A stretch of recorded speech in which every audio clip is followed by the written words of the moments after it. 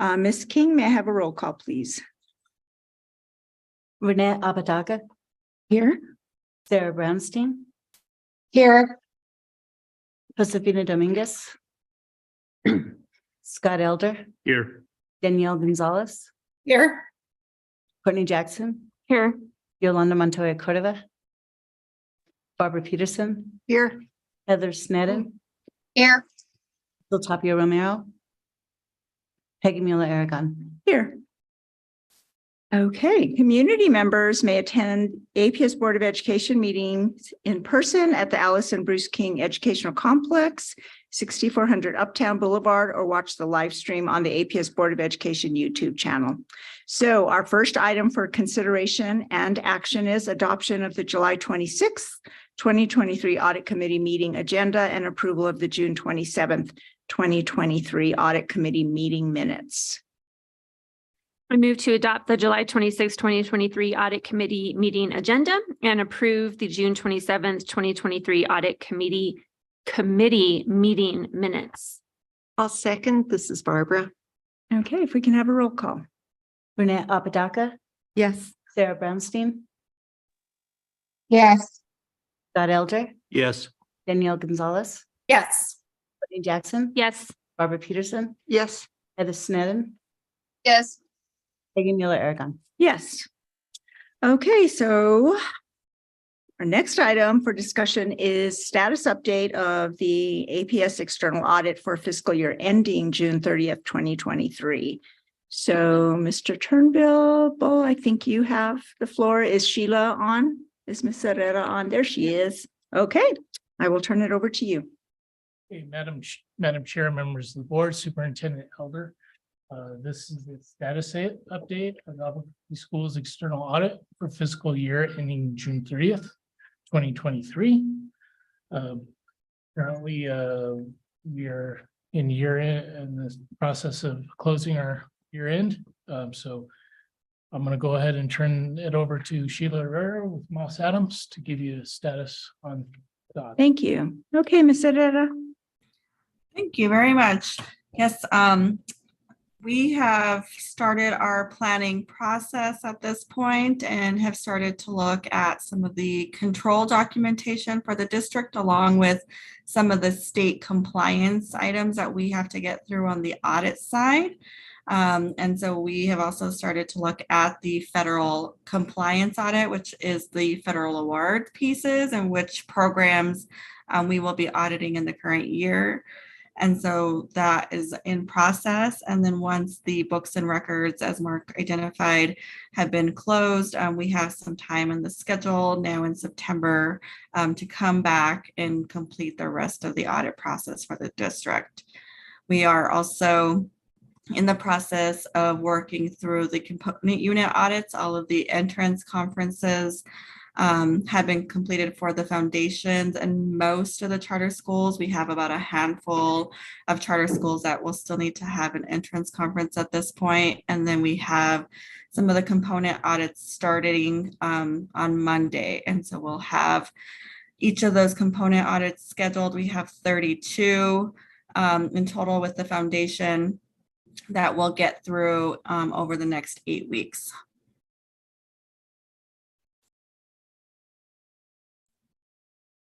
Is that it?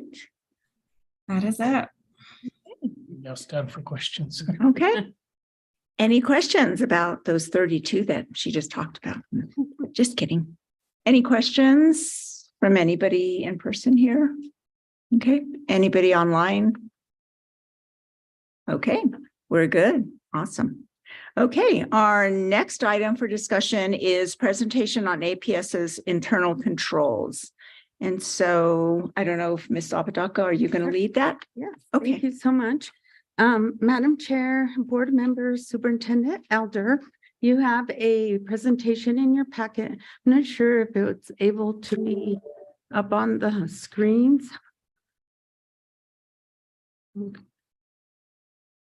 Okay, I'll go ahead and get started. Okay. So we wanted to talk to you about the internal controls at APS And on the first slide, introduction, we wanted you to know that it's not just best practices, but it is the law. And we make sure that we take it very seriously. And you can see some of the resources for internal controls. And if you go to the next one, there's 3 types of controls designated to reduce the risk of fraud, waste, and abuse.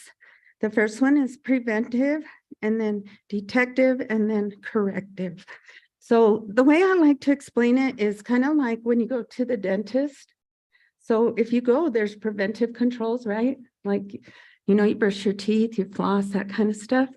And then you have detective, which is when they take like x-rays and that kind of stuff. And then corrective is the most expensive, right? Because you might need braces or, I don't know, root canal. Yes, yes. So you always want to be heavy on the preventive. And then you want to make sure you have detective that help see where maybe some of the preventive controls didn't do what you thought they were going to do. And then, of course, corrective are the most expensive. So those are the 3 we're going to talk to you about. And I'm going to turn it over to Amanda, our district controller, and she's going to give you an overview. Thank you, Ms. Apodaca. Madam Chair, board members, Superintendent Elder. The next slide before you, these are just the general categories of each of the types that Ms. Apodaca covered and some examples. So examples of preventative would be segregation of duties, checks and balances, levels of approvals, verifications, asset custodianship, and training and staff awareness. Examples of detective include audits, reconciliations, financial reporting, physical inventories, financial statements, variance reports, and whistleblower reports. And examples of corrective, these result from if the detective controls discover anything. The first step there would be a root cause analysis. And then that's followed up with such as disciplinary actions, new or updated policies and processes, staff training, and corrective action plans. Okay.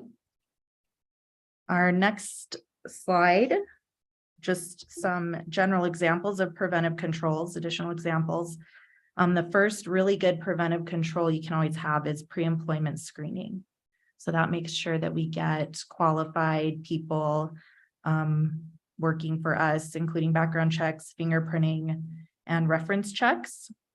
Additionally, we have board policies, procedural directives, user guides, standard operating procedures. Another example is training. Finance staff, we have finance staff training of our staff. We train our requesters, requisition requesters, and administrators who approve those requisitions.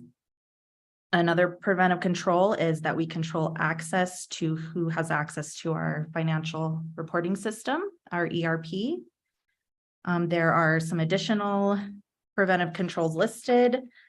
Of course, these examples, they're not all inclusive. They are just illustrative. So the next slides, we have kind of by department within finance, what some of our specific controls are. For example, in the budget department, we, as you know, we have board approval of budget transfers. That's one. We have permissions and user roles within our OBMS PED financial reporting system. We monitor class size per statute compliance.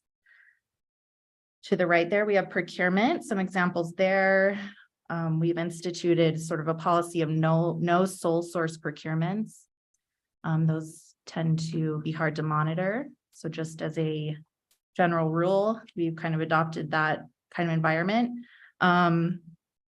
We assign buyer roles by thresholds. So junior buyer, district buyer, senior buyer. And another example you're familiar with is board approval of purchases over 250,000. Okay. On the next slide, there's some payroll controls, preventive controls.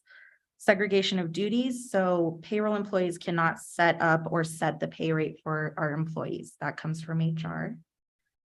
Another example would be we verify identity on 100% of change requests to our employee direct deposit bank accounts.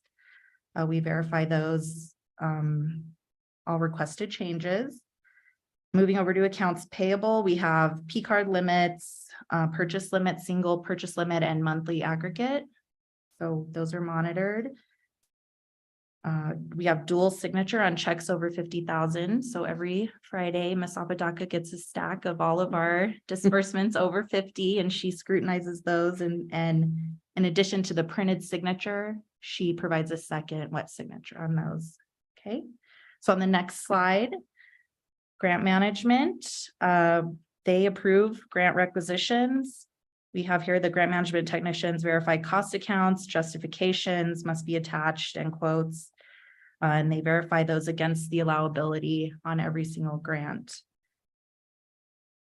In general ledger, we have change funds. They're in sealed packets. They are prepared and initialed, so verified by separate employees.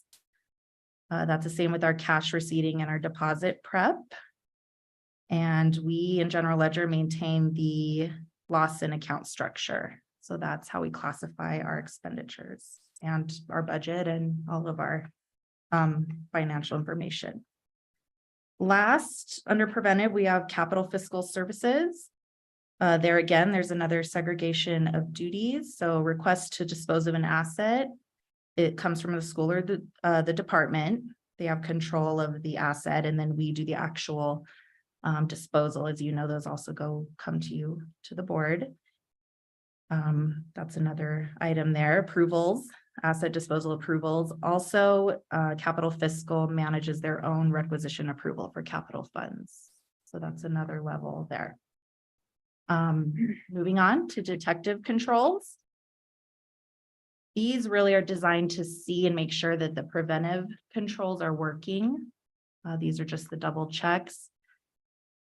Again, in general, to cover some general examples, we have 100% approval on requisitions up to 7 levels of approvers. So we have our site administrator, we have additional checks in grant management if grant funds are included, or capital fiscal. We also have a finance level approval. The next item you're familiar with, it's actually next on the agenda, whistleblower hotline. So we'll review those statistics next. The previous item on the agenda was our external audit, our annual external audit of our financial statements.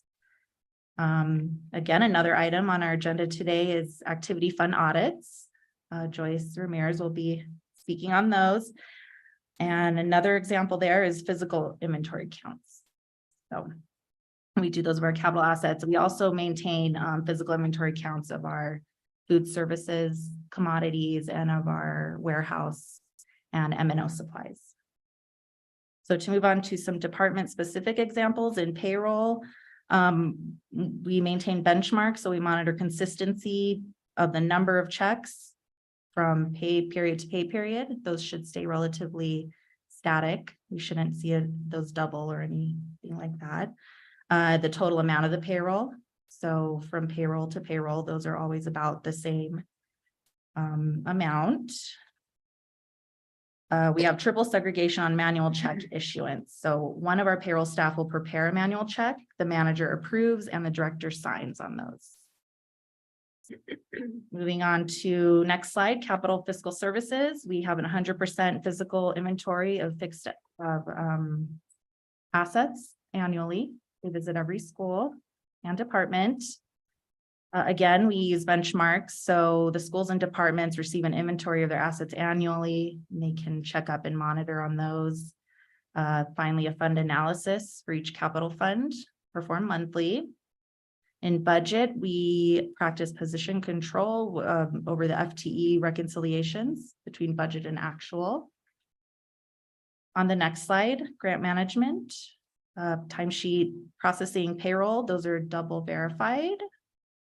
Another example is the RFRs, so those requests for reimbursement billings. the grant management staff stays involved on discussions between PED and the program staff to make sure that those are all in order. Next slide, in general ledger. Let's see, we review our bank accounts daily. We prepare a cash flow sheet daily. It's emailed to directors and our CFO just to monitor our cash balances. JEs, our journal entries. So those are prepared by staff, reviewed by the jail supervisor, and then signed off on by either the controller or the executive director. And accounts payable, we have 100% audit on our travel reimbursements and 100% audit on our P card transactions, including the reconciliation. And I will let Mark speak to our corrective controls. Madam Chair, members of the board, Superintendent Elder, as Ms. Boyle said, I'm going to go over the corrective controls. As Ms. Apodaca said, this is the most expensive as far as possible consequences of these controls not working. So to start, we do a root cause analysis. And part of that is to research an audit trail, basically go from beginning to end of what happened and look at the whole chain of events. And then depending on how we look at that, then take corrective action by updating any processes or procedures. And also if there needs to be any action with regard to disciplinary action, additional training, or maybe we need to take away access or to certain assets or privileges of approval. So as far as the audit goes, our biggest corrective action relates to our findings. So that's why we do the corrective action plans. That's why the auditors expect a correct action plan. They want to know what we're going to do about our findings. So we provide that every year at the end of the audit at this committee, the audit committee. So again, in order to not put ourselves in this position, we try to frequently review and update policies and procedures based on the results of detective controls and consistently monitor where we're at with these controls. So purpose of this presentation is to let the board know we do take the controls seriously due to statute and due to we're serious about protecting the district assets and make sure we're doing a correct reporting along with that. So with that, so we stand for questions. Okay, I will start here. So does anybody have any questions? Member Peterson, do you have any? Just a couple of real quick ones. First, I really understand the need to not use sole source in procurement. And at the same time, have we run into issues where we haven't been able to obtain needed materials, programs, whatever, because of that? I can take that one, or Charlotte, but actually we've been really successful. So we have kind of like a list that we go down. So if someone needs a program or a service or a good, we'll start to see if there's a contract already. So we'll see, do they have a state contract? Do they have a cooperative contract? Do they have a GSA contract? Perhaps there's a contract we can piggyback off of. And most of the time, 90% of the time we find something. If we cannot find anything, then we'll have to go out for RFP. And when we go out for RFP, we have to look at similar items, not an identical twin, but something that's similar. And then it'll go through the evaluation process. And again, we've been really successful. So a couple of years ago, we used to have like 67 sole sources.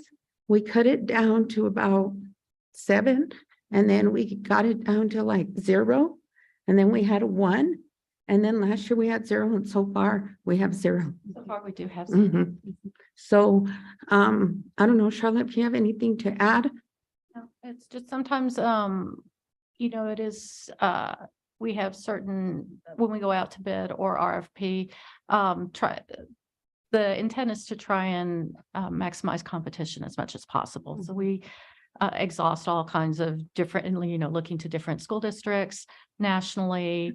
Again, looking at the scope to make sure it's open enough and not proprietary, for the intent to get the best product or services according to. I appreciate that. Absolutely. The only thing I can think of is in cases of artwork. I think that's the one issue that came up that I've heard of, where the need to go through the RFP and sole source to avoid sole source could have been a barrier in being able to finish a project. And I think the artwork has an exemption. Is that correct, Charlotte? Yes, there is an exemption in the procurement code for artwork. Okay. Oh, that's good to know. Mhm. And then my only other question, because you all know the how, I in no way, shape or form know any of the how to do this. And I appreciate the really thorough report. Is there anything that you see in terms of board policy that we should be considering? Because all of the how is in your lap. And it's just a matter for us to make sure that we've got policies in place to give you sort of the direction or clarity that you all need. I think one of the exercises we're going through right now is looking at all our policies. So I think, like Mark had mentioned, it's a good habit to look at your procedural director of your standard operating procedures for your department and your board policies at least once a year, because if the law changes, we need to update them. So I think if we find anything that could help us or is a barrier, it should be addressed at that time. But whenever you develop a policy or procedure, it shouldn't just be put on the shelf. You really have to dust it off every year and look at it, because things do change. Thank you. You think? Just a comment. I thank you, Ms. Apodaca. My confidence in your department increases every single time you make a presentation, and as well for all of you sitting there. I really appreciate what you've done. And the only thing that I would ask is that we potentially flag this presentation for our incoming board members as part of their training, because I think it's very I think I would have liked to have seen this a year ago. So let's flag this. I think it was very good, and I appreciate the thoroughness of your department, and it's on display every time you present. So thank you. Thank you. Okay, does anybody online have any questions? No? Shaking heads. Ms. Apodaca? Do you have any questions of yourself? No, I don't have no questions. So I think the only Member Peterson got mine about sole source, so that's good. The question that a couple of questions that I have on when privileges or access is lost, is that difficult for that to happen? Like, how many chances does somebody get before they lose access or they lose some of those privileges? Is that like delineated of when that would happen? Yes, I could speak to that. So one of the places that we have that is in the P card. And we actually have different violations, and we kind of do like a 3 strikes you're out. So we definitely give the opportunity for people to come in. We sit with them, we go over the policy, we always offer help. And then if for some chance they violate again, they won't bring in the associate or the chief, whoever's responsible. And again, kind of walk them through the process, try to see where there's either not clarity or lack of understanding. And then if they do it again, then basically they're going to lose their privileges. But I can report that in my time, I don't believe that I've even seen one, because once we kind of explain to them and they kind of understand the internal controls, people, a lot of time it's just that they didn't know. But it's not ambiguous then, so it's pretty clear. So Yeah. they know what they need to do. Mhm. Okay, and then another question that I had is, because I know capital fiscal services, I mean, that's big, very important along with everything else. But are you all fully staffed in that department? Do you know? Might not be a question for Yeah. you, might Mark? be. Currently, we're down one capital accountant, it's relates to capital fiscal budgets. Okay, And we also are, the senior director has not been replaced yet, so I'm filling hopeful in. you're doing everything? I'm having help from the staff there Okay, too. A lot of help. They're very, very good. okay. So hopefully, is that just, and this might go to Scott, I don't know. Is that just because is it the pay like it usually is, that the pay is just not what they can get out in the private sector? Maybe, I don't know. Well, I haven't talked to anybody who hasn't applied, but I think that could be a part of it. I think it's a pretty difficult job. I mean, it's a huge job in APS, and I don't know. I don't really have a lot of reasons. We did make some adjustments to pay recently. That, we had the 6% raise. We made some internal adjustments based on some work we've been doing with human resources, so that should have helped. I mean, you guys are in the business of this. You probably know better than I do. Probably Renette would have better ideas than I do, but Definitely. So we've been looking at the job descriptions, and we want to make sure that the roles, responsibilities, and duties match the position. So that's something that we've been working with Mark, and again, looking holistically at the department and the finance department to make the best decisions we can. So that's been part of it, but it's definitely something that we do need, and we definitely are going to be moving on.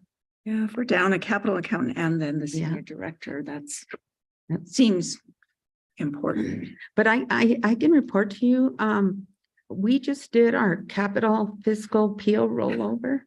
And in the past, that used to take all the way to after Labor Day, and one time all the way to October. They actually did it in 1.5 days. Working with our business systems, they have used technology and they have been able to cut it down. And we even got kudos from some of the capital people that said, we used to have to wait till after, so that they did a remarkable job.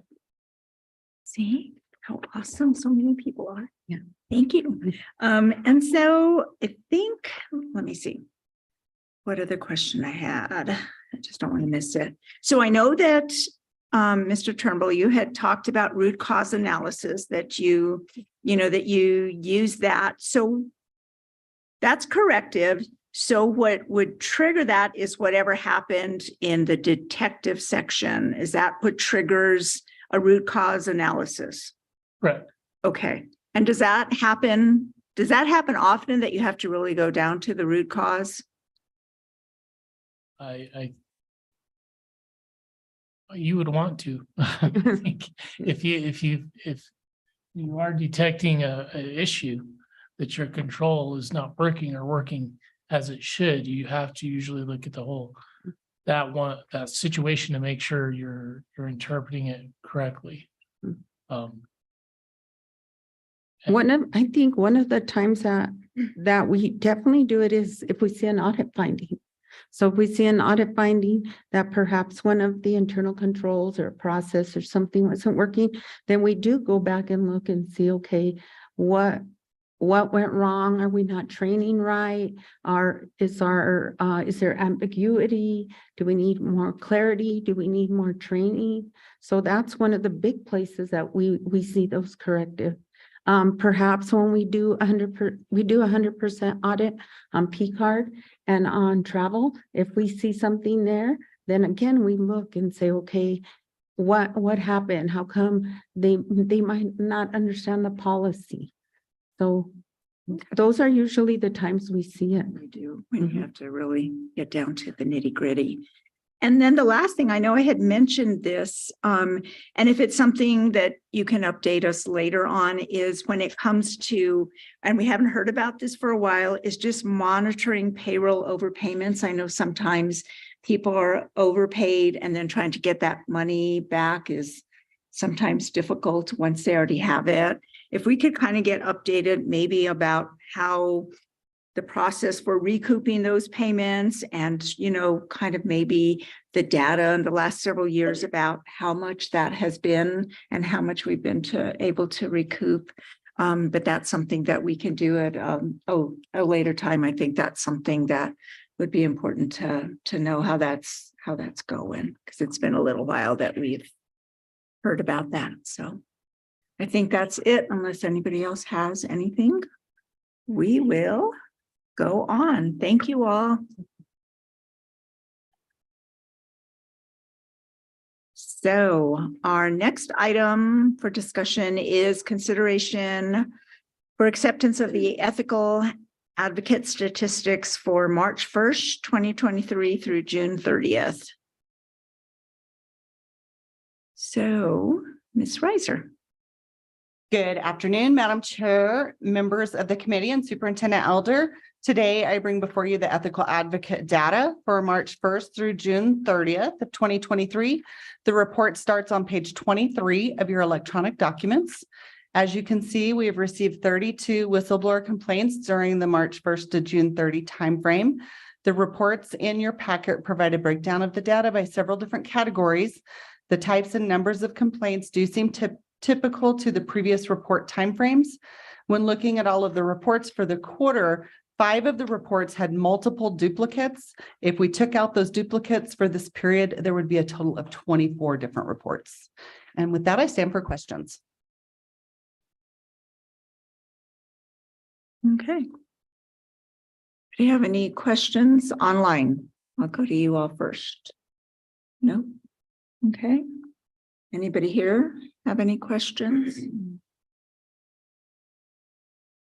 Did you say this is for April to June? Yes, April 1st through June 30th. Okay. This says school year. So right under that first box, it says school year 2022 to 23, January to March. Is that? That's a typo. Oh, okay. Okay. Sorry, I was confused. Yes, no, it is March. Okay, so it through is, June. so it is April to June and okay, so March to June. March to June. March to June. Okay, March to June. Okay, and you said that everything's kind of seemed, It's April 1st to June. I apparently just, okay. April I'm gonna 1st. cross out that. Okay, April, We got it. April to June, April 1st through June 30th to June. of 2023. Okay, all right. And you said that nothing really stood out to you. Everything kind of seems status quo.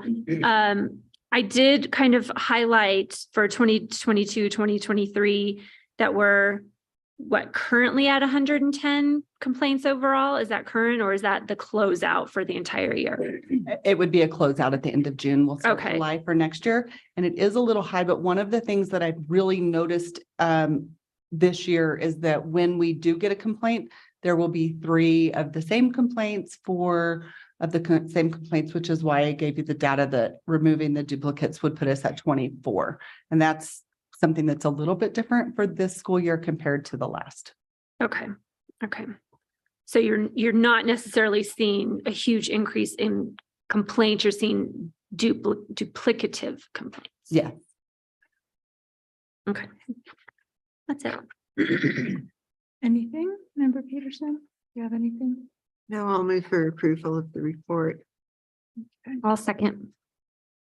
And then the only thing that I had when I was looking at Ms. Reiser, when I was looking at district level on the complaints by location, and it had 17, But then when I was looking at not confirmed, there was 10 and 3 and 2, and then there was 1 open.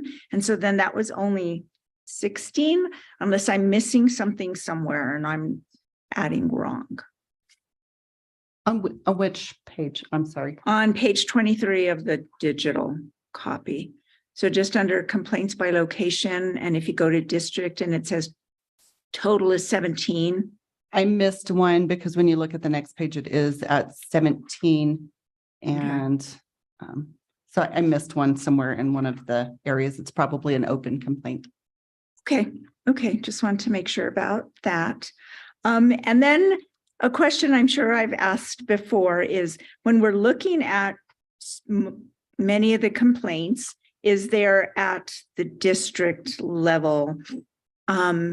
Do you ever kind of try to dig down and try to figure out why that is? I mean, we have so many elementary schools and yet there's only 9, but yet at the district level, we have the majority. Have you ever dug deep into why? I will tell you for this period, Member Mueller-Aragon, the complaints at the district level were the ones that were duplicate. So like that's for where they one were. complaint, there were Okay. really 4. For another complaint, this period, there were 3, but that's where the duplicates were. And then when I'm just looking at, I know it takes people power to whether they're confirmed or they're not confirmed, and you're using a lot of your, time for things that aren't confirmed, which is good because people are being listened to. And I know that that's part of the reason that it's easier for them to make a complaint. But I just kind of go, how do we figure out how to not have to use so much people power for all those not confirmed ones? And I mean, I don't remember what they are, these other years, 2018 up till this school year. But as I remember, mostly they aren't confirmed every year, right? Typically, yes, Okay. most are not confirmed. Well, I think you're doing a great job and people feel listened to, and I think that's important. And, I know you are using your time on things that aren't, but at least we find out that they're not. So that's good. All right. If we can just have a roll call now, please. Renee Apodaca, Yes. Sarah Brownstein, Yes. Scott Elder, Yes. Danielle Gonzalez, Yes. Courtney Jackson, Yes. Barbara Peterson, Yes. Heather Sneddon. Heather Sneddon, sorry. Yes. Peggy Mueller-Aragon. Yes. Thank you. Thank you. Okay, so next item is consideration for the Board of Education Audit Committee to convene an executive session as authorized by the Public Meetings Act, Section 10-15-1 H2 to discuss limited personnel matters in connection with activity fund audits. If I could have a motion. I'll move that we convene to executive session as authorized by the Public Meetings Act, Section 10-15-1 H2 to discuss limited personnel matters in connection with activity fund audits. I will second. Okay, roll call, please. Renee Apodaca, Yes. Sarah Brownstein, Yes. Scott Elder, Yes. Danielle Gonzalez, Yes. Courtney Jackson. Yes. Barbara Peterson, Yes. Heather Sneddon, Yes. Peggy Mueller-Aragon. Yes. Okay. We will wait until we get the go.